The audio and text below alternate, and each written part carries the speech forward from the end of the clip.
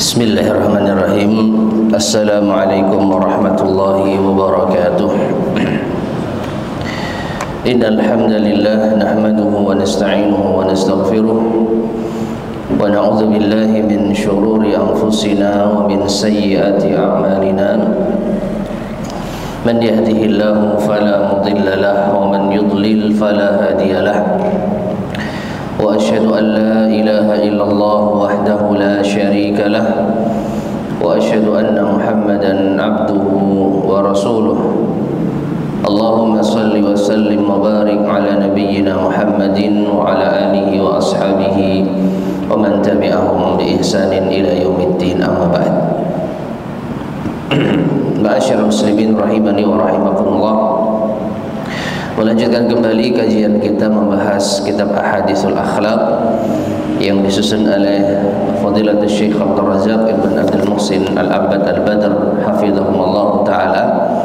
Melanjutkan bagian yang ke-13, Islahu Dzatil Bain, memperbaiki hubungan dua orang yang sedang berselisih.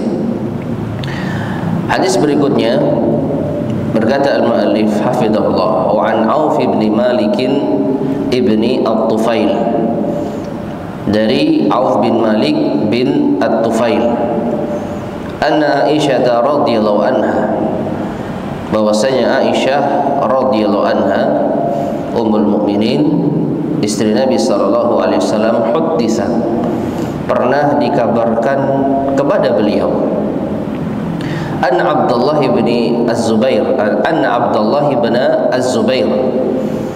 bahwasanya Abdullah bin Zubair, keponakannya sendiri, keponakannya Aisyah, qala fi bai'in aw ata'in a'tathu Aisyah, pernah berkomentar tentang jual beli atau pemberian yang dilakukan oleh Aisyah radhiyallahu anha. Jadi Aisyah melakukan suatu transaksi jual beli atau pemberian, lalu dikomentari oleh Abdullah bin Zubair ibn Al-Awwam radhiyallahu ta'ala anhu. Dalam penjelasan para ulama, Abdullah bin Zubair merasa Aisyah itu terlalu banyak memberikan, ya. Maka Abdullah bin Zubair berkata, wallahi la tantahiyanna Aisyatu aw la ahjuranna 'alaiha, demi Allah, hendaknya Aisyah, ya, bibiku itu menghentikan tindakannya atau aku akan menghajarnya. Menghajar, ya, bukan menghajar. Menghajar itu memboikot, tidak mengajak bicara, mendiamkan, ya. Aisyah menghentikan tindakannya atau aku akan mendiamkannya. Faqalat, maka Aisyah ketika mendengar berita tersebut, ia berkata, ahwa qala hadza, apakah keponakanku mengatakan demikian? Qalu, mereka orang-orang yang ada di sekitar Aisyah mengatakan, na'am, iya, benar-benar Abdullah bin Zubair mengatakan demikian. Qalat, maka Aisyah mengatakan, huwa lillahi alayya nadhrun, ya, saya bernazar untuk Allah tentang dirinya, an la ukallima bin Zubairi abadan. Apa nazarnya Aisyah? Aku tidak akan mengajak bicara Ibnu Zubair selama-lamanya. Ma'asyar muslimin rahimani wa rahimakumullah. Jadi ada permasalahan antara Abdullah bin Zubair dengan bibinya Aisyah radhiyallahu anha. Diawali oleh masalah jual beli atau pemberian yang dianggap terlalu banyak oleh Abdullah bin Zubair. Maka Abdullah bin Zubair mengancam, ya, dan ancaman ini sampai kepada Aisyah, hendaknya Aisyah menghentikan tindakannya atau aku akan mendiamkannya. Jadi belum apa? Belum bersumpah, dia belum sampai pada taraf benar-benar mendiamkan, baru sekedar ancaman. Hendaknya ia hentikan atau aku akan mendiamkannya. Dan ketika berita ini sampai kepada Aisyah, maka justru Aisyah yang terlebih dahulu mendiamkan Abdullah bin Zubair. Bahkan dia bernazar, ya, bernazar tentang dirinya, tentang Abdullah bin Zubair. Demi Allah, aku tidak akan mengajaknya bicara selama-lamanya. Kita lanjutkan. Fastashfa'a bin Zubair ilaiha hina talatil hijrah. Maka ketika masa pendiaman ini sangat lama, jadi mereka tidak bertegur sapa sangat lama, maka Abdullah bin Zubair meminta syafaat, meminta bantuan, ya, kepada Aisyah untuk menghentikan pendiamannya ini, ya. Maka Aisyah mengatakan, la wallahi la usyaffi'u fihi abadan, demi Allah aku tidak akan memberikan syafaat untuknya. Wala atahannatsu ila nadri, dan aku tidak akan membatalkan nazarku. Jadi Aisyah tetap bersikukuh untuk melanjutkan nazarnya. Nazar tidak akan mengajak bicara keponakannya. Falamma tala dzalika ala bin Zubair, maka ketika hal ini berlanjut sangat lama, ya, maka kallama al-Miswar ibna Makhramah wa Abdurrahman ibn al-Aswad ibni Abdi Yahus.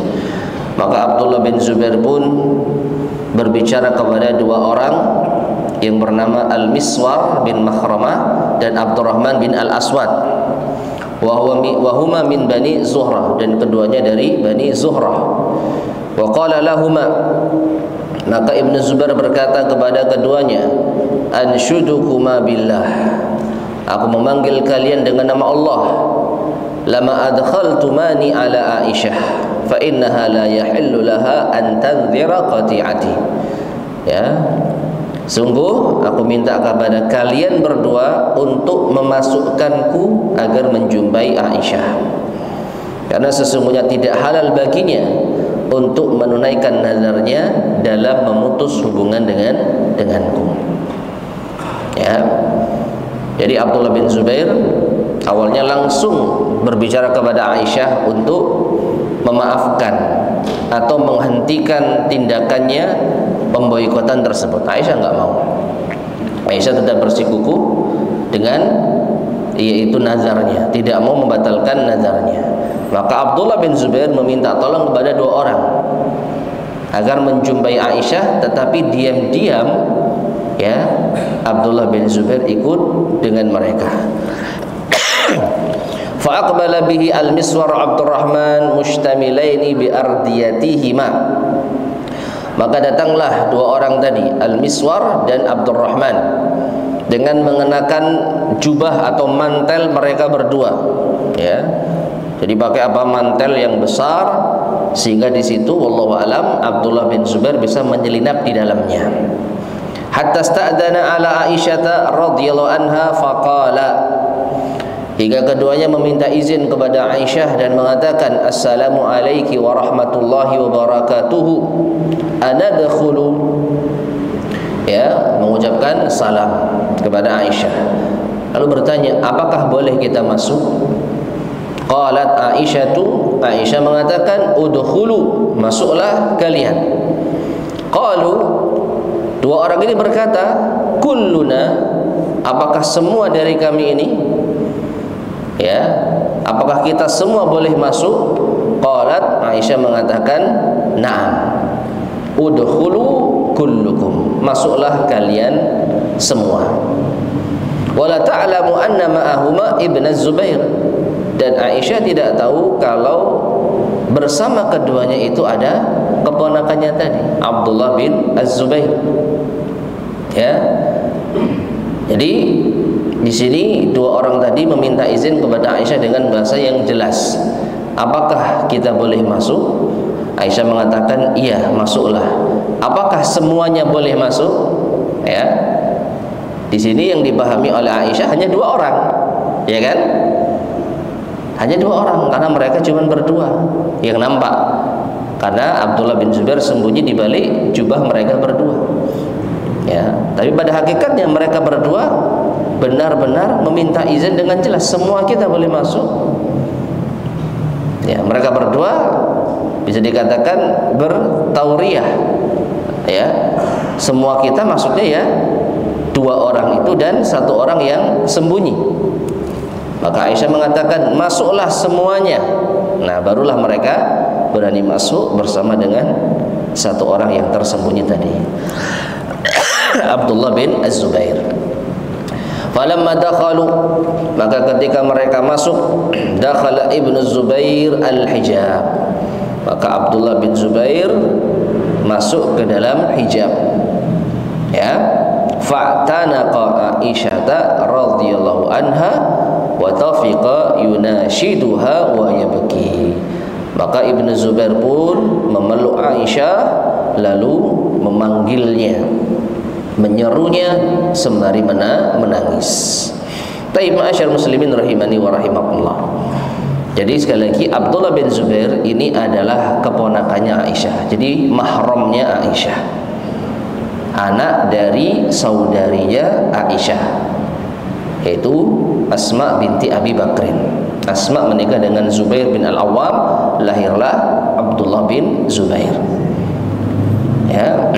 Adapun kedua orang tadi tidak memiliki hubungan darah dengan Aisyah, makanya hanya diizinkan masuk ke rumah, tapi tidak menembus hijab.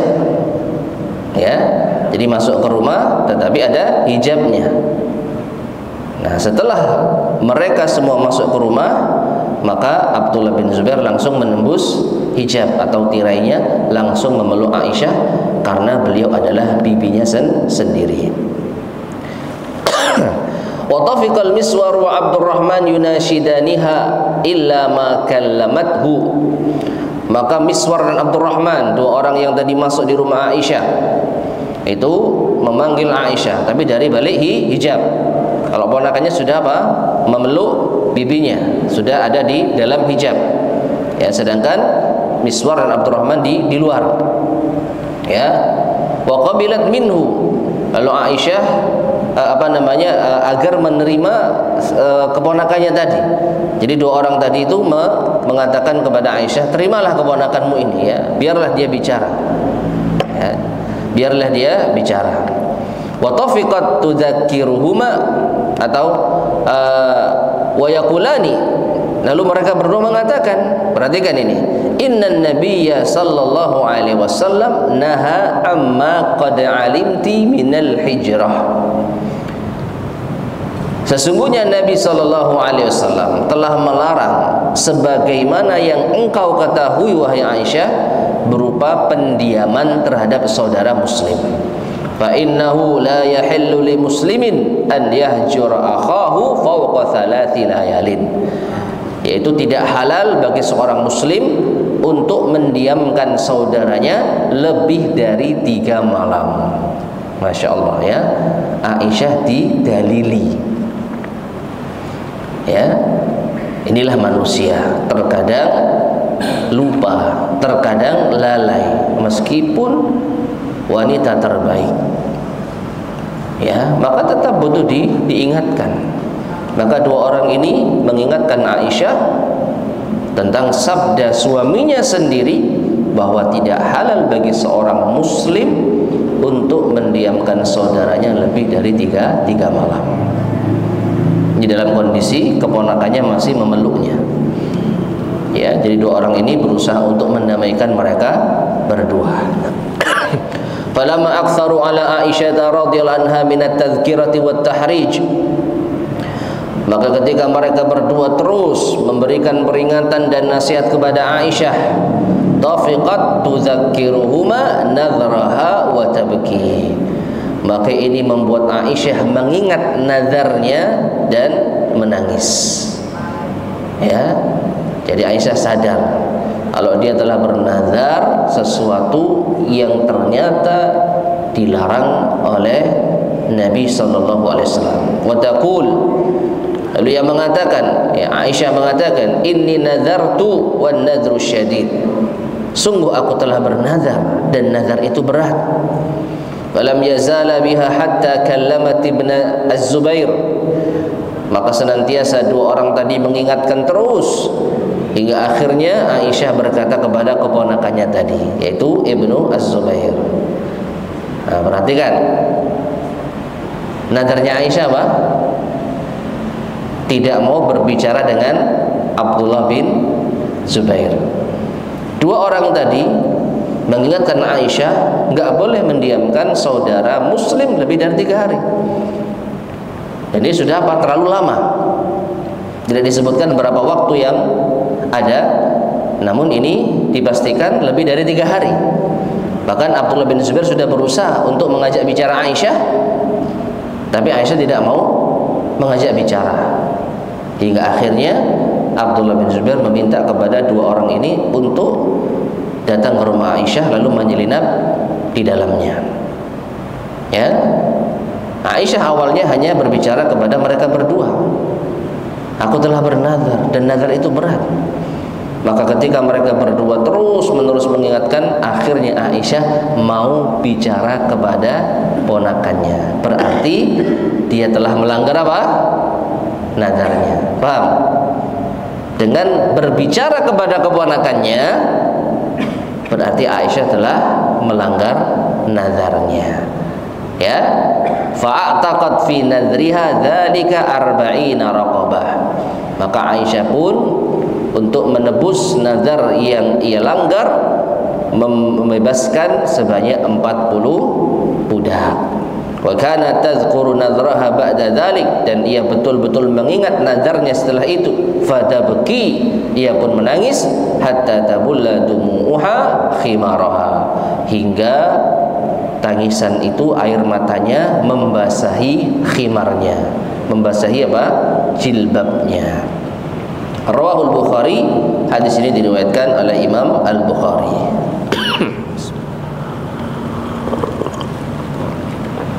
Baik, ma'asyiral muslimin rahimani wa rahimakumullah.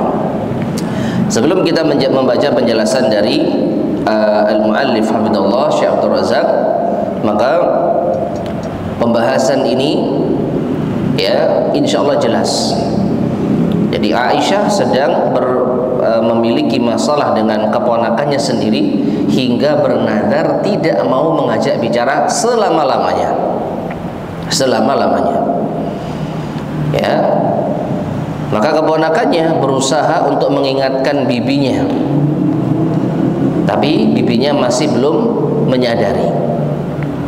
Ya, akhirnya keponakannya meminta kepada dua orang, dan ini yang menjadi poin pembahasan kita. Upaya dua orang ini untuk mengislahkan Abdullah bin Zubair dengan bibinya Aisyah radhiyallahu anha. Jadi keutamaan mendamaikan dua orang muslim yang sedang berselisih. Ya. Baik, kita lanjutkan penjelasan dari al-mu'allif hafizallah. Aisyah tu ummul mukminin radhiyallahu anha. Aisyah ibunya kaum mukminin, semoga Allah meridai beliau. Wa kanat dzata ilmin wa fiqhin wa ra'yin wa husni tadbir. Tidak diragukan lagi beliau adalah wanita yang berilmu, yang paham agama, memiliki pikiran yang cerdas dan memiliki perilaku yang baik. Wa Abdullah ibn Zubair, sedangkan Abdullah bin Zubair wa huwa ibnu ukhtiha Asma, adalah putra dari saudari Aisyah yang bernama Asma. Ya. Lamma sami'a anha annaha tabarra'at bimalin katsir istakthara dzalik. Ketika Abdullah bin Zubair mendengar bahwa bibinya telah menghabiskan harta yang banyak, maka Abdullah bin Zubair merasa itu terlalu banyak. Ya. Di awal hadis dijelaskan apakah itu untuk jual beli atau untuk donasi. Ya. Atau untuk apa? Donasi, memberikan hadiah. Dan memang Aisyah radhiyallahu anha dikenal sebagai wanita yang dermawan. Ya, beliau membagi-bagi hadiah itu sangat banyak. Ya. Pernah ada riwayat yang menyebutkan bahwa Umar bin Khattab radhiyallahu anhu memiliki perhatian terhadap istri-istri Nabi sallallahu alaihi wasallam. Maka Umar senantiasa memberi santunan kepada Aisyah. Disebutkan sampai itu satu karung ya berisi emas ataupun dirham, berisi dinar ataupun dirham. Itu untuk apa? Untuk Aisyah. Karena perhatian Umar kepada istri Nabi sallallahu alaihi wasallam. Namun tidak lama harta itu habis. Kenapa?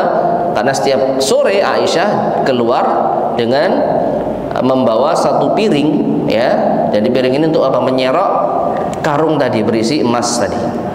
Siapa yang datang dikasih. Ya, ya lama-kelamaan habis. Nah, mungkin ini yang menjadi sebab keponakannya merasa bibi ini terlalu boros. Ya, mungkin seperti itu di dalam membelanjakan hartanya. Tidak perhitungan kalau apa? Berbagi. Ya. Maka waqala Abdullah bin Zubair mengatakan la illam tantahi la ahjuranna 'alaiha. Kalau bibi tidak mau berhenti, kalau bibi tidak menghentikan perbuatannya, aku akan mendiamkannya. Ini baru ancaman. Belum benar-benar apa? terjadi. Ya. Kalaupun benar-benar mendiamkan, tidak disebutkan berapa lama. Ya. Tidak disebutkan berapa lama. Nah, ketika kalimat ini didengar Aisyah, wa hadhihi kalimatun syadidatun fi haqqiha wa hiya khalatu, maka Aisyah merasa kalimat ini sangat jahat ya, sangat berat ya terkait dengan dirinya, padahal dia adalah bibinya. Ya, Aisyah merasa kok berani sekali ponakan saya ngancam saya. Waladaiha minal ilmi wal fahmi ma la yaliqu an yuqala fi hadzalik. Dan Aisyah merasa ya, dan kita juga mungkin merasa Aisyah adalah orang yang berilmu, orang yang paham agama, sehingga tidak layak ucapan itu ditujukan kepada Aisyah.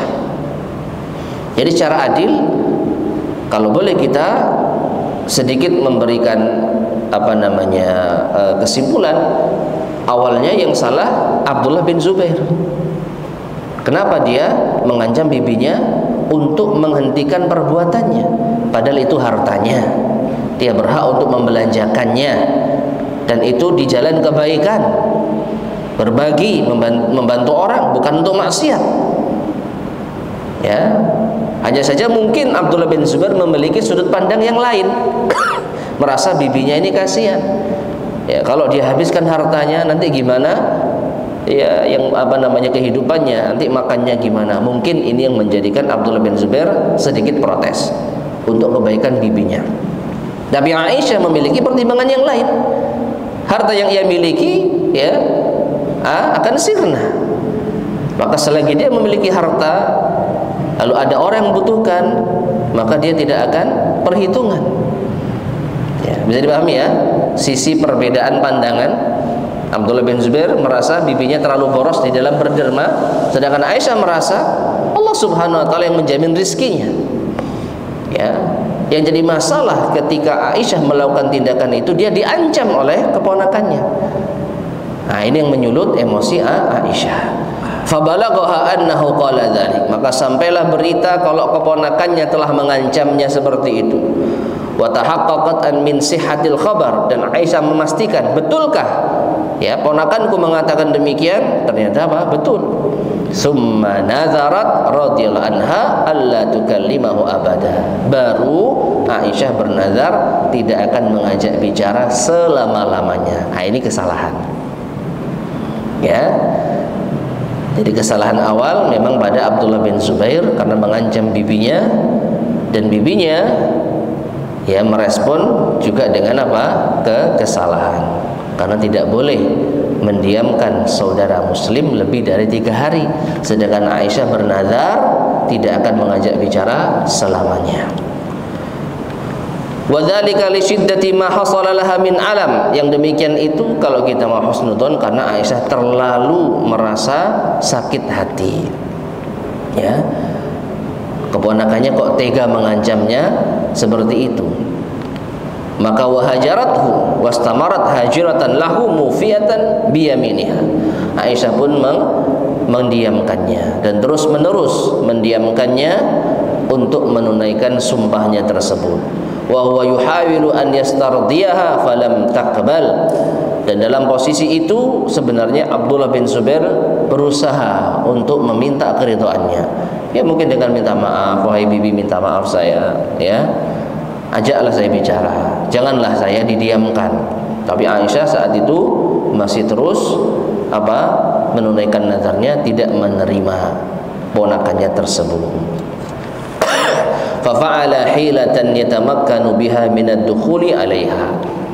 Maka Abdullah bin Zubair pun melakukan hilah, ya, upaya yang memungkinkan untuk menjumpai bibinya. Ya, mungkin sebelumnya hanya dari balik rumah, ya, hanya dari balik rumah, ya, mungkin mengucapkan salam, assalamualaikum bibi, tapi nggak ditanggapi. Karena apa? Aisyah masih bersikukuh pada nazarnya, ya, dan nggak mungkin kan masuk rumah diam-diam. Adabnya harus izin. Tapi selama ini ketika berupaya minta izin nggak diizinkan, maka Abdullah bin Zubair melakukan suatu semacam tipu muslihat, ya, semacam cara agar bisa masuk ke rumah Aisyah. Fakallamal Miswara ibn Makhramah wa Abdurrahman ibn al-Aswad ibn Abdi Yabus, ya. Lalu Abdullah bin Zubair meminta kepada dua orang tadi, Miswar bin Makhramah dan Abdurrahman bin Aswad. Dan keduanya ini dari Bani Zuhrah, jadi bukan kerabatnya Aisyah, orang-orang asing. Kemudian Abdullah bin Zubair mengatakan, "Ansyudukuma billahi lamma adkhaltumani ala Aisyata." Aku memanggil kalian dengan nama Allah agar kalian masukkan aku menjumpai Aisyah. Fa innaha la yahillu laha an tanzara qati'ati. Ya, apa alasannya? Ibnu Zubair mengatakan tidak halal bagi beliau untuk bernazar memutuskan hubungan denganku. Ya, fa ajabahu wa sa'aya ma'ahu ilaiha lil Islam. Maka dua orang tadi menerima permintaan dari Ibnu Zubair dan berupaya untuk melakukan islah. Nah, ini ma'asyar muslimin rahimani wa rahimakumullah. Jadi poin krusialnya di sini. Abdullah bin Zubair sebagai keponakan dari Aisyah sudah tidak memiliki cara lain untuk bisa menjumpai bibinya. Ya, karena minta izin masuk ke rumah ditolak. Mungkin juga salam nggak dijawab. Karena apa? Aisyah menunaikan nazarnya. Selama-lamanya tidak akan berbicara kepada keponakannya. Maka Ibnu Zubair meminta kepada dua orang tadi, dan dua orang tadi mengetahui kebaikan perdamaian. Makanya mereka berdua mau membantu Abdullah bin Zubair untuk bertemu dengan bibinya. Ya, wasta'dzanu ala Aisyata kulluhum. Maka mereka meminta izin kepada Aisyah semuanya. Walam yu'allimaha anna ma'aha Ibnu Zubair. Tapi dua orang ini tidak mengatakan kalau ada Ibnu Zubair bersama mereka, karena kalau ada pasti tidak diizinkan, ya. Tapi mereka tidak berdusta, ya. Jadi mereka berdua datang menjumpai Aisyah, dan ini hal yang biasa. Para tabi'in kalau mau mendengarkan hadis dari Nabi SAW, dari Aisyah, ya, hadis Nabi SAW dari Aisyah, mereka minta izin, ya. Di balik apa? Hijab. Fas'aluhunna min wara'i hijab. Kalau kalian mau menjumpai istri-istri Nabi sepeninggal Nabi SAW, maka bertanyalah kepada mereka dari balik hijab. Cuman dia masuk rumah dulu. Maka mereka berdua minta izin kepada Aisyah untuk masuk rumah, ya, dan diizinkan. Bahkan mereka sudah menekankan, apakah kita semua boleh masuk? Ya, ngomong kalau bertiga, karena yang nampak hanya dua. Aisyah mengatakan, masuklah kalian semua. Nah, disitulah akhirnya Abdullah bin Zubair lolos. Ya, dia masuk ke rumah Aisyah bersama dua orang tadi, lalu dia menembus hijab Aisyah, ya, tirai dari rumahnya untuk memeluknya. Falamma dakhala bin Zubair al-hijab fa'tanaqa Aisyah wa tafiqa yunashiduha wa yabki. Maka ketika mereka masuk ke rumah Aisyah, masuklah Abdullah bin Zubair menembus hijab lalu memeluk Aisyah dan memanggilnya, ya, berbicara kepadanya dan menangis. Wal Miswar wa Abdurrahman yunashidaniha an ta'fu anhu wa an tukallimahu hatta qabilat wa afat anhu. Dan dua orang tadi, Al Miswar dan Abdurrahman, terus menasihati Aisyah, ya, menyampaikan hadis Nabi SAW, tidak halal bagi seorang muslim untuk mendiamkan saudaranya lebih dari tiga hari. Dan saudara di dalam hadis ini umum, saudara seiman, bukan hanya saudara kerabat. Lantas bagaimana kalau ternyata hubungan antara Aisyah dengan Abdullah bin Zubair bukan hanya sebatas saudara seiman, tapi juga kerabat? Maka tentu lebih ditekankan lagi untuk tidak boleh menghajar atau mendiamkan lebih dari tiga hari. Ya, hingga akhirnya Aisyah menerima permintaan maafnya dan mau berbicara dengan Abdullah bin Zubair. Akhirnya mereka berdua berdamai, meskipun harus dibayar dengan membebaskan budak. Namun ini tidak seberapa dibandingkan dengan terus-menerus mendiamkan saudaranya, yang ini termasuk di antara perbuatan dosa. Dan ini di antara dalil hendaknya kalau kita bernazar atau bersumpah yang mengandung unsur dosa, maka hendaknya kita langgar sumpah dan nazar tersebut. Ya,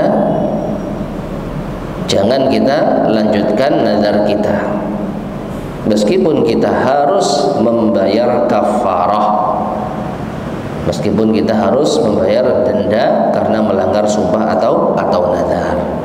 Wallahu taala alam bissawab.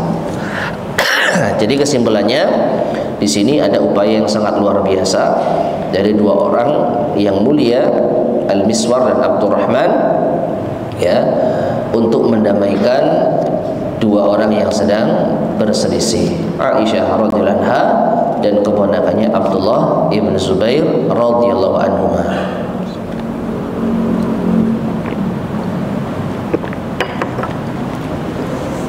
Baik, hadis berikutnya. Wa an Humaid bin Abdurrahman bin Auf, dari Humaid bin Abdurrahman bin Auf, anna ummahu Kulthum binta Uqbah ibni Abi Mu'aid radhiyallahu anha, bahwa ibunya Ummu Kulthum binti Uqbah bin Abi Mu'aid radhiyallahu anha, wa kanat minal muhajiratil uwali allati bay'ana an-nabiy sallallahu alaihi wasallam. Ummu Kulthum termasuk di antara wanita yang berhijrah pertama kali yang telah membaiat Nabi sallallahu alaihi wasallam. Akhbarathu, ibunya ini mengabarkan kepada putranya tadi, Humaid bin Abdurrahman bin Auf, annaha sami'at Rasulullah sallallahu alaihi wasallam wa huwa yaqul, beliau mendengar bahwa Rasulullah sallallahu alaihi wasallam bersabda, laisal kadzabu alladzi yuslihu bainan nas wa yaqulu khairan wa yanmi khairan.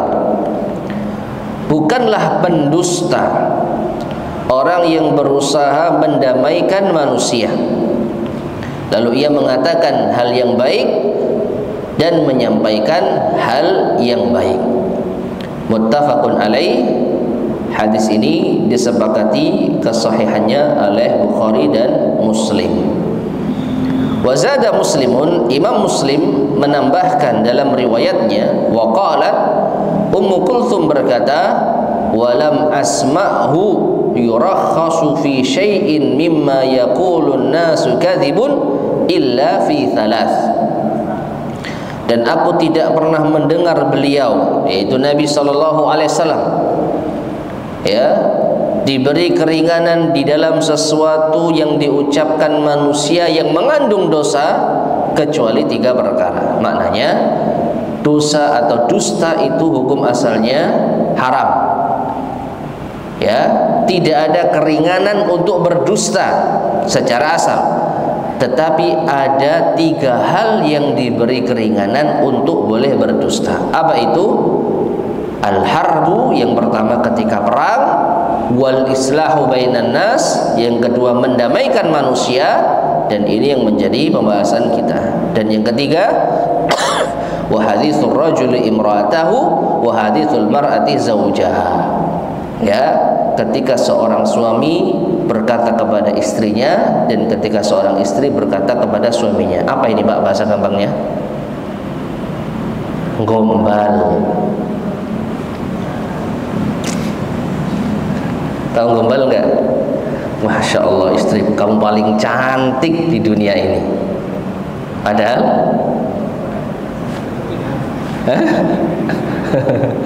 ya, istri juga demikian. Masya Allah, mas sampai orang paling baik di dunia ini. Untuk apa? Menghibur suaminya. Ini apa namanya? Gombal, ya. Tapi senang pasangan digombali, benar nggak? Ya.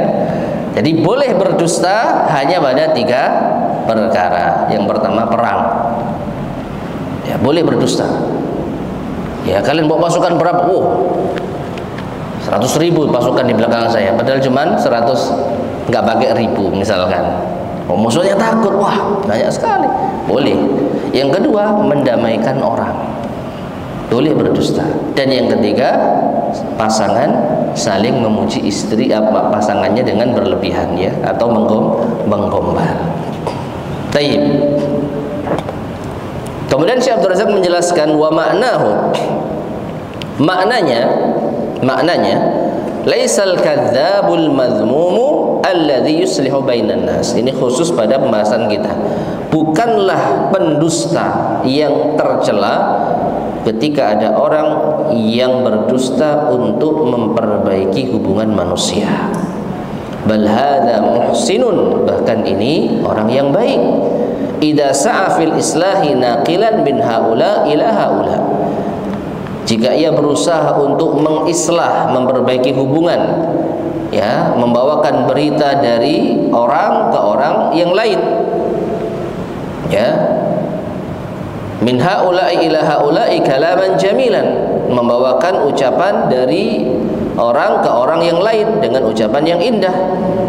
Kama asyara ilaihi biqauli, sebagaimana yang diisyaratkan oleh sabda Nabi sallallahu alaihi wasallam, fayanmi ayyuballighu khairan. Orang yang berdusta ini menyampaikan kebaikan ala wajhil islah, untuk memperbaiki hubungan. Wa yaqulu khairan, dan berkata yang baik. Ayyukhbiru bima amilahul mukhbaru anhu minal khair wa yasqutu amma amilahu minasyarr. Itu hanya menyampaikan yang baik-baik saja dari orang yang sedang bermusuhan, dan dia mendiamkan atau tidak menyampaikan yang buruk, ya. Fa inna dzalika jaizun mandubun ilaih, maka sungguhnya ini hal yang boleh, bahkan dianjurkan. Lima yatarattabu alaihi min khairin wa maslahah, karena hal ini mengandung kebaikan dan maslahat.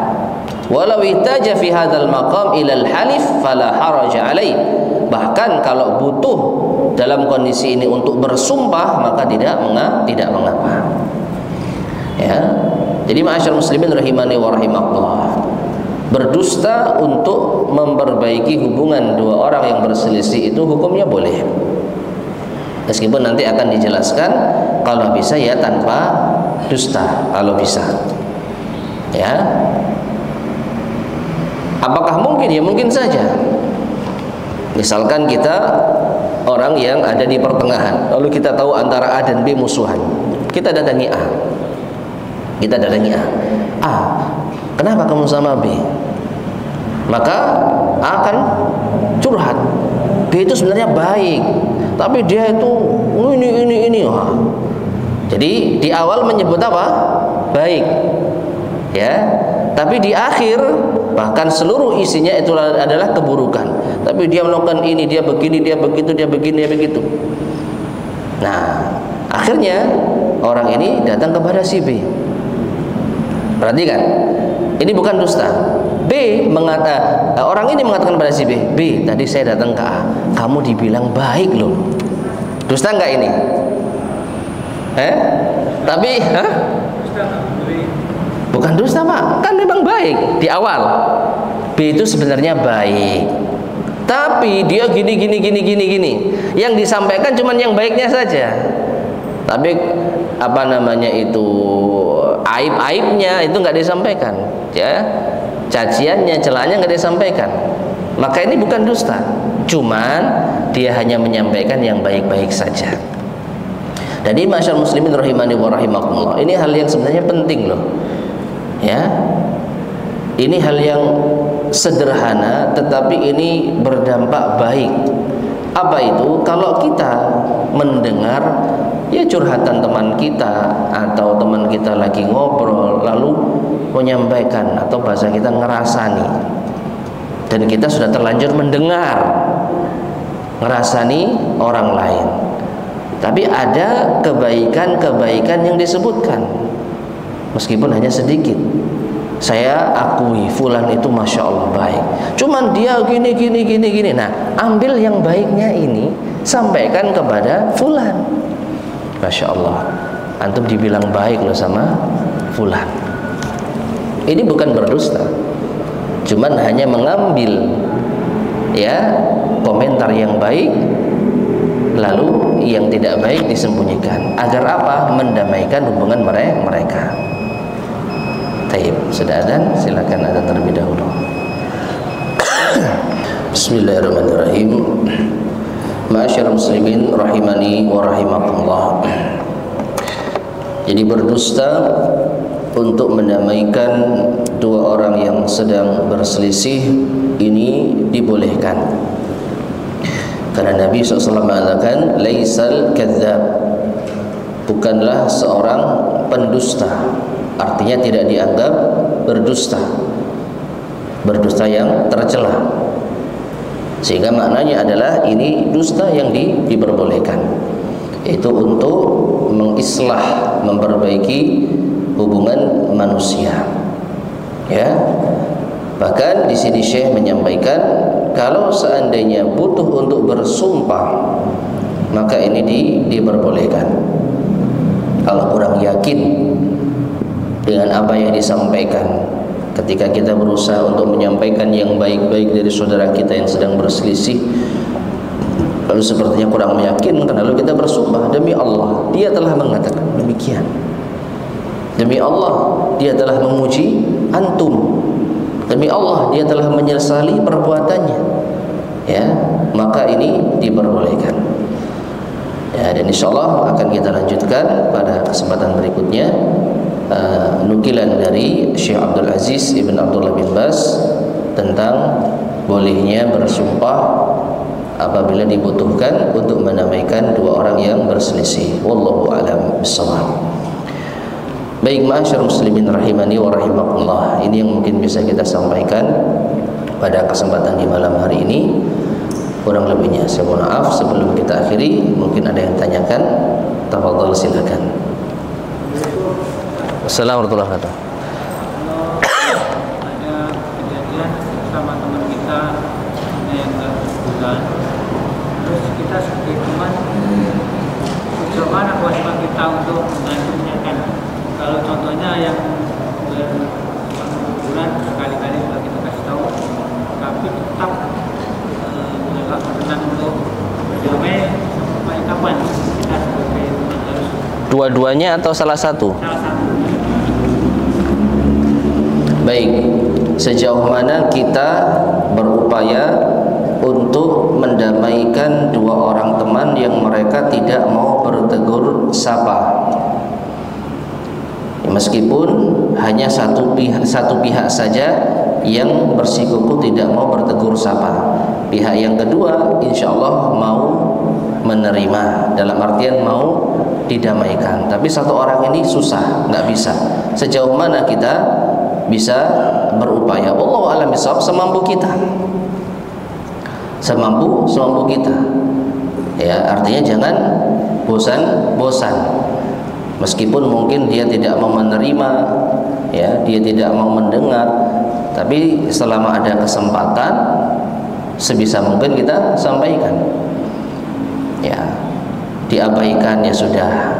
Besok ketemu lagi atau lusa ketemu lagi, atau mungkin kita jeda sepekan, sebulan, yang penting ada upaya, ya. Sampai kapan? Ya, Allah yang membolak-balikkan hati. Bisa jadi nasihat kita yang ke 159, ya. Ini dihitung, Pak. Misalnya dihitung, ya. Baru apa? Menjadikan Allah membuka hatinya. Yang penting kita berupaya semaksimal mungkin. Mungkin kita bosan mengingatkan, tapi hilangkan rasa itu. Mungkin saat kita bosan kita tidak menasihati, tapi ketika kita sadar dua orang ini harus didamaikan, akhirnya kita berusaha. Ya, jadi tidak ada batasan, ya, hingga Allah Subhanahu wa taala yang menentukan membuka hatinya atau tidak. Mungkin seperti itu. Wallahu a'lam bishawab. Ada lagi yang sampaikan?